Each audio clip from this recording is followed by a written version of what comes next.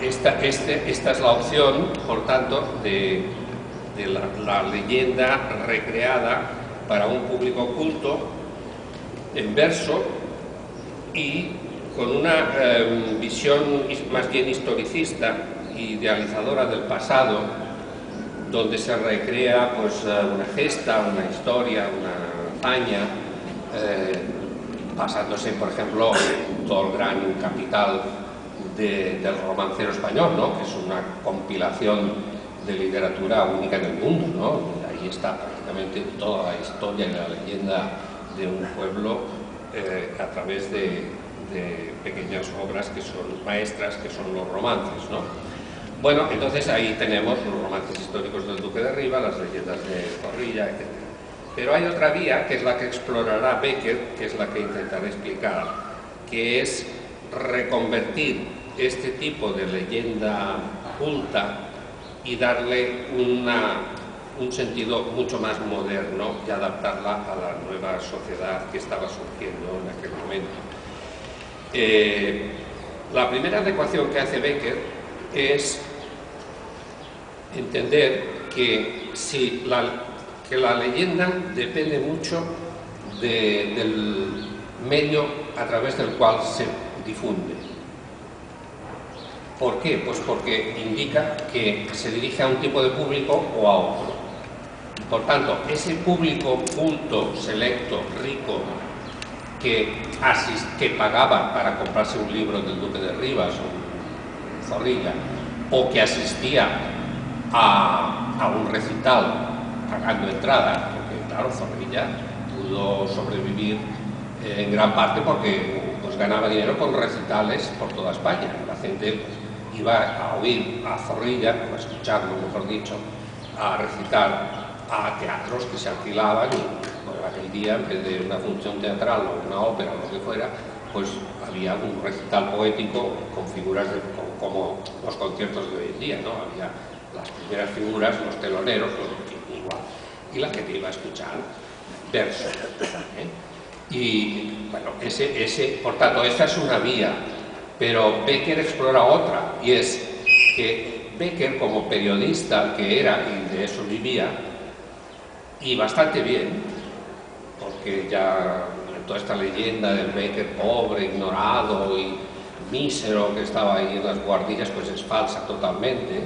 Becker fue director de un diario importantísimo como El Contemporáneo, equivalente a cualquier diario de primera magnitud de hoy en día. Por tanto, en fin, vivió pues, en el barrio de Salamanca y no pasó miserias más que al inicio de su llegada a Madrid. Tuvo pues, un periodo de bohemia, pero luego ya la cosa funcionó estupendamente. Y además de su trabajo periodístico, pues fue censor de novelas con un sueldo elevadísimo. O sea, fue un chollo, vamos, lo que hoy consideraríamos corrupción o lo que queráis, ¿no? Porque apoyó pues, a un político del Partido Moderado, González Bravo, y bueno, en fin.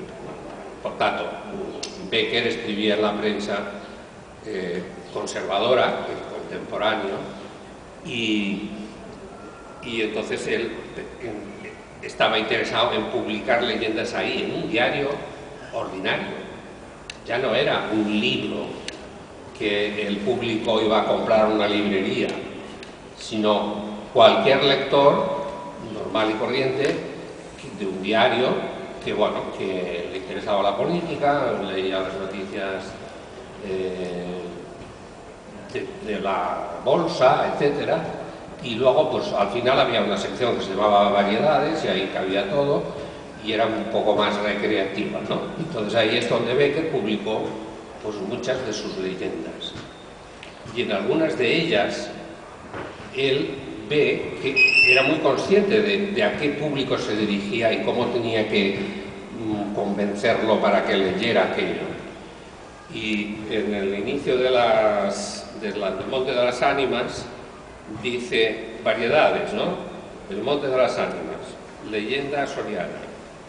Y claro, empieza: la noche de difuntos me despertó a no sé qué hora el doble de las campanas. Aquella noche todas las campanas sonaban constantemente recordando a la gente que iban a morir, los difuntos, etc. Por tanto, era un toque fúnebre que ponía nervioso a la gente y se hacía expresamente para eso, ¿no? Para que nadie pudiera dormir tranquilo aquella noche. Y entonces me trajo a las mientes esta tradición, leyenda, que oí hace poco en Soria. Intenté dormir de nuevo, imposible. Una vez agudizada, aguijoneada, la imaginación es un caballo que se desboca y al que no sirve tirarle de la rienda. Por tanto, por pasar el rato, me decidí a escribirla como en efecto lo hice. A las 12 de la mañana, después de almorzar bien y con un cigarro en la boca, no le hará mucho efecto a los lectores del contemporáneo. Aquí, claro, Becker está identificando perfectamente al lector del contemporáneo que fuma un puro, símbolo de estatus, aparte del diario conservador ya de por sí, pero bueno, y que además dice después de almorzar a las 12 de la mañana. Estuve averiguando cuando hice la edición de estas leyendas y al final averigüé que en esa época la gente comía a mediodía a las 12 o a la 1 y había anuncios de casas de huéspedes que decían se sirven comidas a voluntad del huésped a las 12 a la francesa y a la 1 a la española. O sea que había gente que comía mucho más temprano, que se llamaba a la francesa, es este de aquí, a las 12, y otra gente más tradicional o más de pueblos o lo que sea, que sería la costumbre española de comer un poco más tarde, una hora más tarde, por la cuestión del sol, lo que fuera, a la 1. Bueno, por tanto, Becker está diciendo a un lector que ha comido a la hora de la gente moderna, de la gente de la élite, que imita las costumbres francesas y come a las 12 y se está fumando pues un gran habano. Ahora contaron una historia de una leyenda de muertos, no sé qué, bueno, esto, en fin, pues, ¿quién se lo cree, no? Y claro, justamente pone este anzuelo para que el lector pues diga, bueno, pues a ver qué pasa aquí, ¿no? Porque sí, es que es esto, ¿no? Yo soy este, ¿no? Por tanto, la apelación al lector es directísima, ¿no? Y yo la oí en el mismo lugar en que acaeció, o sea, el testimonio, falso todo, pero bueno, es igual. O sea, no te estoy contando una cosa rara que me he imaginado yo, no, yo lo que te voy a contar, me lo contaron ahí, en el mismo sitio, in situ, ¿no? En el Monte de las Ánimas de Soria, que sí, que está ahí, ¿no? Que podemos ir a verlo todavía hoy. Bueno, por tanto, este es otro factor de dar verosimilitud, casi verdad, a lo que te voy a contar, ¿no? Y la he escrito volviendo algunas veces la cabeza con miedo, cuando sentía crujir los cristales de mi balcón estremecidos por el aire frío de la noche.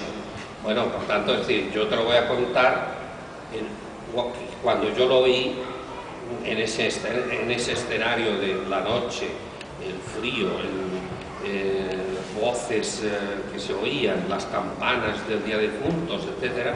Bueno, por tanto, Becker está propiciando a que el lector se sumerja en esa atmósfera de casi creer, aunque ya sé que no es verdad, pero casi que lo creo, ¿no? Después de haber leído la crónica política del día, las cotizaciones en bolsa, las cuestiones más o menos serias, ahora voy a sumergirme un rato en una fantasía, en una ficción, pero que está avalada por, bueno, toda una serie de factores que hacen que yo esté predispuesto a entrar en ese mundo de la fantasía, ¿no? Por tanto, Becker adapta la leyenda al periodismo.